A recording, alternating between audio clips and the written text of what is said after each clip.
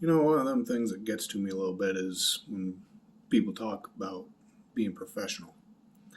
So I'm a Pennsylvania side hill stump jumper.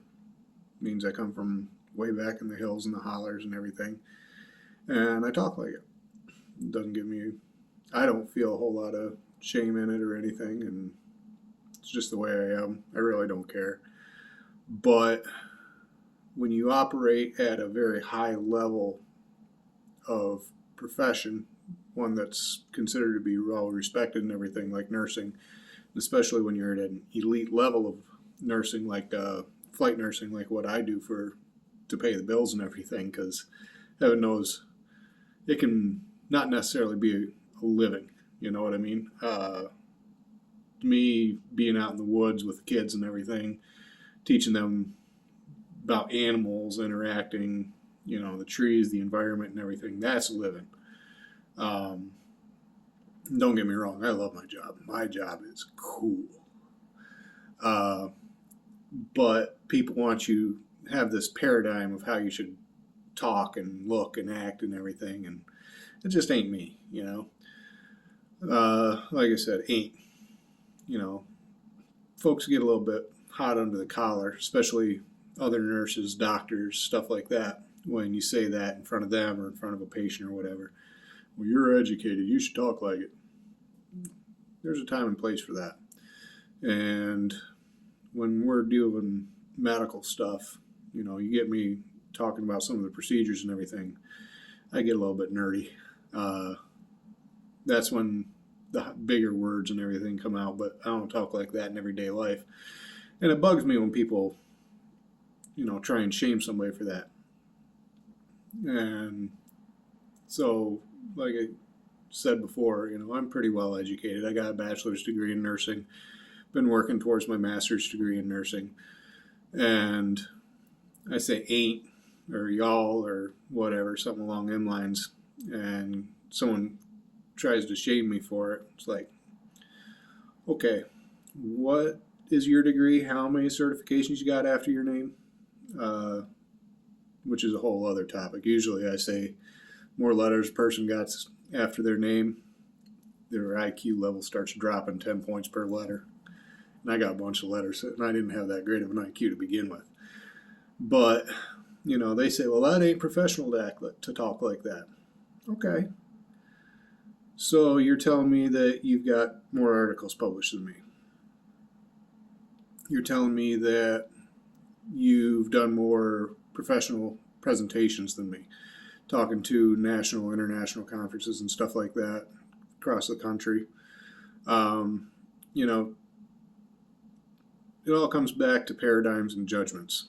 Okay. If I'm talking in a particular way to make a patient more comfortable, make family members more comfortable, you know, most of them really don't care the way you talk. They do care that you know how to handle your equipment.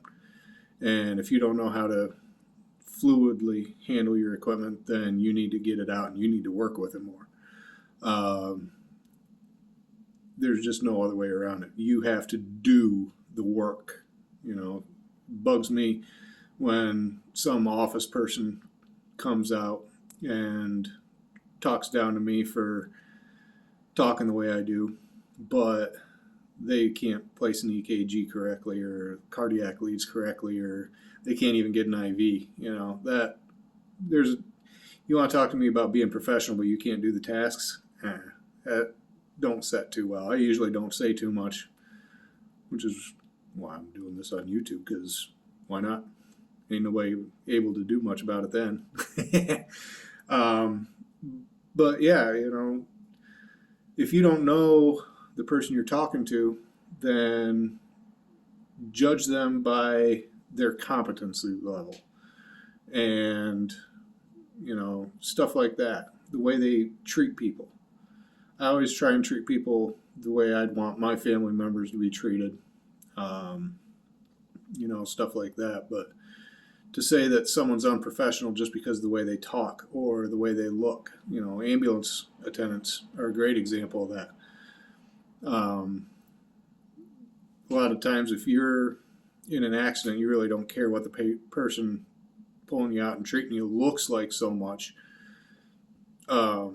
You're just, if you're bad enough to be worrying about that, you ain't really bad enough to really be needing that level of care. But you worry about how well they act with their, like I said, with their equipment, with their knowledge, their diagnostic skills in the field, their judgments in the field and everything else. That's professionalism. I run ambulance back home, and yeah, sometimes I pick up paid shifts, to help out and everything, but it ain't uncommon for me to get pulled out of the field and respond to a call, just because there ain't a whole lot of ambulance staff or ambulances around, especially at the advanced life support level, which is where most 911 responding ambulances are credentialed at. So, okay, yeah, I look grubby and dingy and sweat streaked or mud covered or poop covered or anything like that, but I guarantee you that if you're bad enough to be noticing that stuff, well, maybe the poop covered. People have a tendency to notice that. But if you're noticing that stuff, then you're probably not needing the level of care I can provide. And, if you're a bystander seeing somebody like that come in, don't judge their professionalism based on the way they're looking right then and there. Because, if you work at the flight level, you got a pretty solid knowledge base behind you. We do everything from balloon pumps, ECMO, Impella devices. If you don't know what any of them are, we'll probably talk about them some other time, because there's some cool stuff with that, that you can do during flight and everything. But, doing like finger thoracostomy, okay, person has a collapsed lung. How many folks know how to deal with that? Well, I got a pretty good working knowledge of it. What you do is you create a hole in the chest in order to let the air out, but then you have to seal that hole up that you just made in order to keep air from getting back in, collapsing that lung again. And if you work at the flight level, then you're trained in how to do a lot of those different techniques and everything. Whereas it's not necessarily, you can do that at the advanced life support level, but they don't do nearly as many of them as those of us at the flight level do.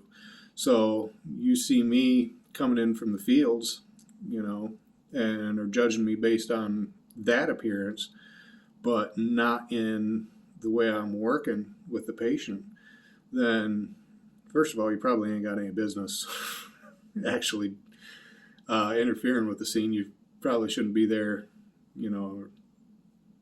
getting in the way or anything. And to be fair, there are some people that are just slobs, and it reflects not only in the way they dress, but also in their techniques and stuff like that. They do if you're doing the bare minimum, continuing education credits and everything, then shame on you, because I've been doing this for 10 years, and there's still so much I don't know. There's so many ways that I can improve. And it bugs me when people just do the bare minimum and get by. I'm not saying that you can't do that once in a while, because heaven knows, like I said, I've been working towards a master's degree, plus doing additional certifications and whatnot, running a farm, raising a family. There's times that, all you can do is just the bare minimum. But if that is your baseline, then no, find something else to do, because these are too high stakes to just be doing that bare minimum. But like I said, just judging somebody in a general way by the way they roll up and are talking or looking, that ain't the way it should be done. And that goes for anybody in any job, walk of life, anything. Judge people by what they do and how they do it. Okay? There's a saying out there where I judge myself by my intentions and not my actions, whereas everyone else judges me by my actions and not my intentions. And that's just one of them things. Everybody has an off day here and there, but if they're consistently performing at a subpar level or whatever, okay, they need to be called out on that. They need to put some more time and effort into stuff. But just seeing it hit and miss, I think about a lot of the racial problems and everything. Somebody talks like they're from the inner city, so what? Shouldn't be a big deal to anybody. Me talking from the hills, shouldn't judge me on that any more than I should judge somebody for talking like they're from the inner city. When you start messing with people, talking down to them, looking down on them or anything, then you're setting yourself up for failure. You're going to end up causing problems. That just ain't the way it should be done. Just be kind to everybody, give everyone the benefit of the doubt until proven otherwise, and just love on people.